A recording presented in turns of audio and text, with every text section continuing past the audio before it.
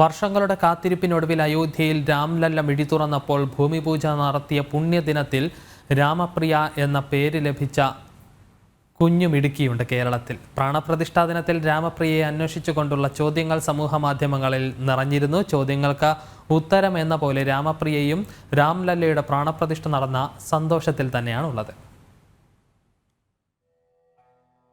രാമന്റെ പ്രിയപ്പെട്ടവളായ രാമപ്രിയയ്ക്ക് ഇന്ന് 3.5 വയസ്സാണ്. ലോകമെമ്പാടും രാമമന്ത്രങ്ങളാൽ മുഖരിതമായപ്പോൾ രാമപ്രിയയും ക്ഷേത്രത്തിൽ തന്നെയായിരുന്നു. എപ്പോഴും തലയിൽ മയിൽപ്പീലി ചൂടണമെന്നത് നിർബന്ധമാണ്. യഥാസമയം അമ്പലത്തിൽ പോകണമെന്നുമുണ്ട്. പേര് പോലെ തന്നെ ഭക്തിയും ഈ കുഞ്ഞു മനസ്സിൽ നിറയെയുണ്ട്.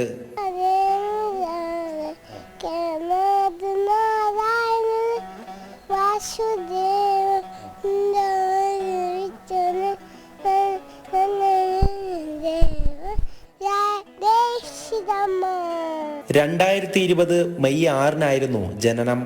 ഓഗസ്റ്റ് 5 പ്രധാനമന്ത്രി നരേന്ദ്രമോദി രാമക്ഷേത്രത്തിന് ഭൂമി പൂജ നടത്തിയ പുണ്യദിനത്തിലായിരുന്നു അച്ഛന്റെ നിർബന്ധപ്രകാരം ഈ കൊച്ചുമിടുക്കിക്ക് രാമപ്രിയ എന്ന പേരിടുന്നത്.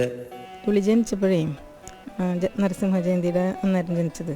അപ്പം എല്ലാവരും വേറെ പേരൊക്കെ നിർദ്ദേശിച്ചു. അപ്പോൾ ഭൂമി പൂജയുടെ അന്ന് രാമപ്രിയ എന്നുള്ള പേര് രണ്ടാളും തീരുമാനിച്ചിട്ട് ഇട്ടു. ഇരിങ്ങാലക്കുട കിഴുത്താണി സ്വദേശിയായ രാമപ്രിയയുടെ അച്ഛൻ നിതിൻ വിദേശത്താണ്.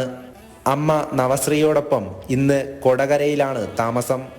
ഇടയ്ക്കിടെ കൃഷ്ണവേഷം കെട്ടാനും രാമപ്രിയയ്ക്ക് ഇഷ്ടമാണ്. രാമനും കൃഷ്ണനുമെല്ലാം ഒരുപോലെ തന്നെ ഈ ഹൃദയത്തിലുണ്ട്. 5 നൂറ്റാണ്ടുകൾക്കിപ്പുറം രാംലല്ല അയോധ്യയിലേക്ക് തിരികെ എത്തിയ സന്തോഷത്തിലാണ് ഇന്ന് രാമപ്രിയയും കുടുംബവും. ജനം, തൃശൂർ.